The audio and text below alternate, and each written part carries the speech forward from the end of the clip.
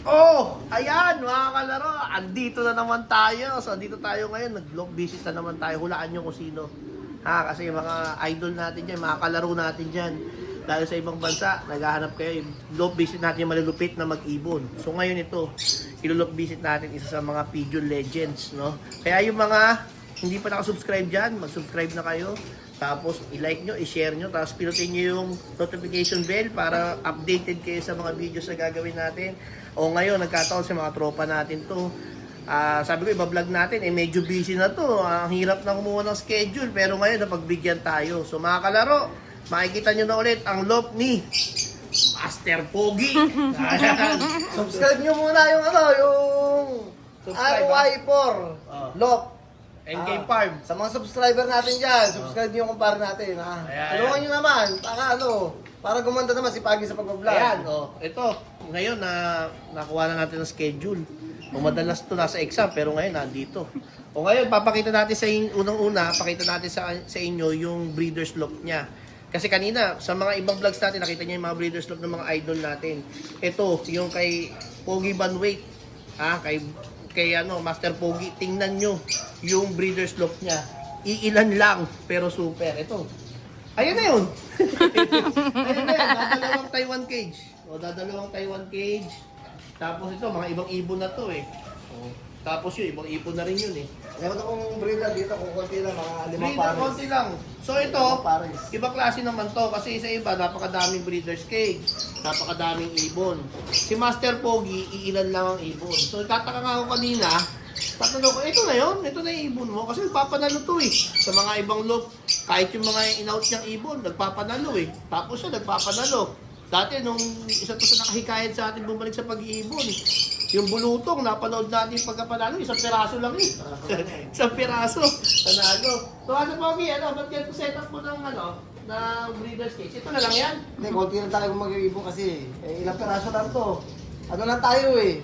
Naglilibang lang tayo. So hindi mo na ito natututukan? Tayo seryoso. Yung mga kaibigan natin, kunyari, nahihirap natin ng mga kaibigan natin. Sila Reggie, sila Don. Mga kaibigan, binibigyan natin yung magandang ibon natin doon, si Mano. Ikaw na yung mawalan. Di ba na ako mawala? Kasi yung kaibigan natin meron. Ay, ito lang talaga yan. So kita mo naman, ipakita mo, lapit-lapit ko. Ito lang.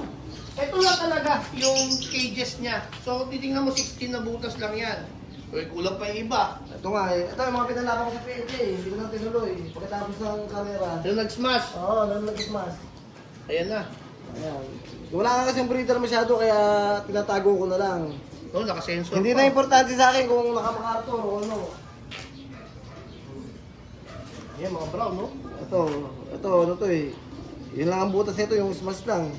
Ano, Hindi ko na kinarga na ng MacArthur. Pero, tumarte yan. Kaya kompleto nga ako sa MacArthur eh. Kompleto. Ako kompleto. Hindi na kinarga. Oo, yung mga kaibigan ko, bus eh. Walang umuwi. Yung swerte na talaga yung mga uwi. Kaya parang nasa swerte yun. Talagang panalo. Pero sayang kung nawala lang. Kaya dapat, di ko na lang kinarga. Hindi din umuwi. Ayan, kita nyo, Master Pogi. Ang tawag doon, Centrum. Sentrum. Kasi hindi kinarga. Ito na yung patoka mo sa labas. Oo, hindi ko na. Ang kalapati ko kasi hindi ko na asikaso. Marami nag-PPM gustong bumili. Kala, nagsusuplado ako. Kasi nga, sinasabi ko konti lang ibon ko. Konti lang talaga eh. Paano ako makabenta? Kasi nga konti nga lang. Nahihiyakin ako paminsan. Kaya paminsan may presyo nga pag nagbenta ako. Medyo madiin yung presyo ko. Itong mga patokaan mo, dyan, dapat sa gitna. Ba't dyan sa style mo, bakit dyan sa gilid? Hindi, para tansyado ko ibibigay. Hindi nagagawa yung kain.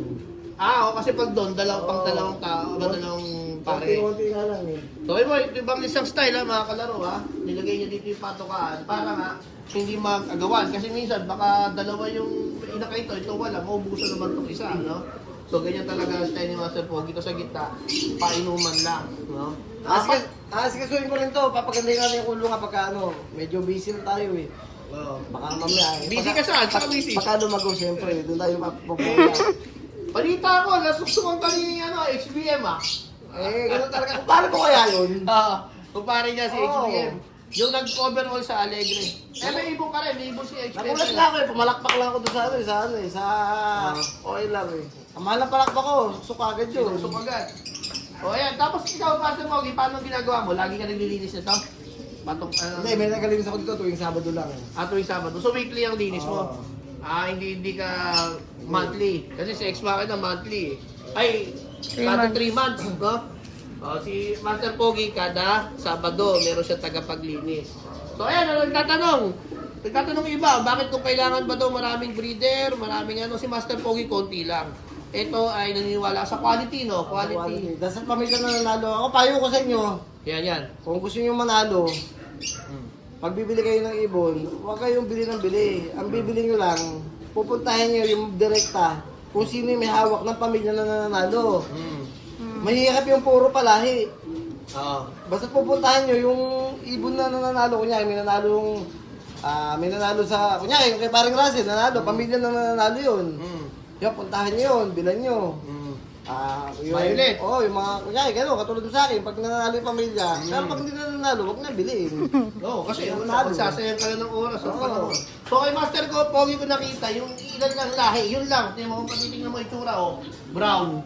Tapos ito, malamang violet to. Violet yan. O brown at violet lang, yun lang. Yung mga lahi niya kasi para sa kanya, kung magpapasok pa siya, tapos papaguluhin pa niya, mas lalong gugulo. So kung papansin mo, ang pares niya, isang brown, isang checkered. Hindi, pero gusto ko rin bumili ng ibon pa. Kung ganado pa ako, bibili ako, kunyari kay Odi, yung pamilya ng yung lahi ng magaling Papasok na. natin dyan. Kukunin ko. Basta pag bibili kayo ng ibon, gano'n yung lahi ng magaling. Sa isang nagkakalapate. Kunin nyo na yun. Oo, ganun dapat. Basta maging totoo lang yung nabilan nyo na ibibigay talaga sa inyo yung totoong ibon. Kasi maraming naglalaban. Siyempre, gusto nila, sila lang ang mananalo, hindi nila ibibigay sa iyo yung alas. Pero kung babayad ka ng presyo nila, ibibigay sa iyo sigurado yun. Ganun. Oo, Ganun siyempre. talaga. Oo. Kasi pag binarat mo, di baratin yung quality na bigay Saka sa'yo. pagka nag-gift bird, siyempre ibibigay sa gift bird, yun, hindi maganda yun. Hindi, depende yun. Kailangan kaibiganin mo. Pagkaibigan mo, pero yung Oo. PPM ka lang, singi ka, hindi ka magkakaroon ng ibong maganda. Ang hirap ng breeding, sa totoo lang yan. Ilang Kagaya piraso nito. lang. Ilan pa ang proseso mo ng breeding? Kapag ka hindi maganda, out agad. Palabas nga ako ng ng 15 palabas ko nung nakaraan eh. Ang natira nga, dalawa lang eh. O, mo, sa selection yun, selection process.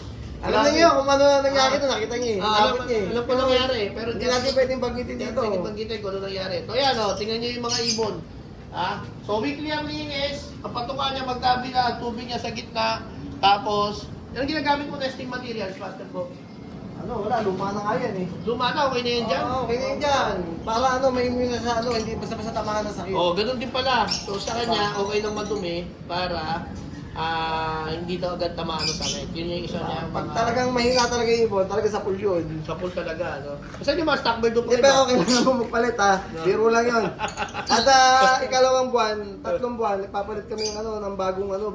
nesting material. Oo. Pero ang ginagamit mo, dyaryo, buhangin. Dyaryo, minsan. Dyaryo, saka buhangin. Kaya lang, pag naipunan na ng dumi, nagiging parang na ulit. Nagiging parang matigas na eh. Oo, matigas na. Saan yung ibang stock mo? Ayun? Dito, Pasok tayo, tingnan natin ibang stock.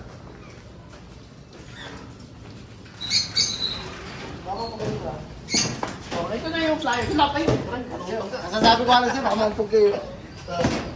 Ito bakal yun. Ito, nakamakartor din to eh. Hindi ko na kinarere eh. Oh? Oo. Baka yung dalawang superset natin sa ARPCI. Oo. Hindi natin pwede na makartor kasi nga baka baka wala eh. Kasi nga hindi ako nagtitraining. Tama Oo ko eh. Dito late eh, hindi ka na nasasama sa training. Kaya... Ay, ito stock boy ko. Oo. Ito ang vitamins ko. Bitmin Pro lang. Abitment Pro. Maganda nga daw yan. May probiotics na doon kasama yan. Oo. Medyo madumi dito, hindi pa nga nalilinis. Ito, stock bird din dito, Master Bo. Ito, dito yung mga pagtago ko na. Pagka nandiyan na, nakatago na yun dyan. Ito, ganda Ito, yun, inbreed yan. Ano yan, Beckard Imbrek? Ang lola nito, yung nakuha sa akin ni Cordapio, na magulang nun, na inbreed ng violet. Tapos, pinaras ko sa brown. Yan ang lumabas, brown ulit. Binalik ulit sa brown. Solid hybrid na mas bati yung kapatid ng lola niyan. Oh? Brown din? Oo. Ito, selection na to, sa 15 inakay, nagiging 12 na, ay nagiging 2 na lang, ganun. Yung hindi magaganda, nawawala na. Tinatanggal ko na yun. Oo. Pinipili yan. Kasi dito na, nalagay mo Oo, na dito. sasalahin natin yun dyan. Kaya pala talaga mataas yung presyo mo, mataas ang outs mo talaga. Kasi talaga... Konti lang eh.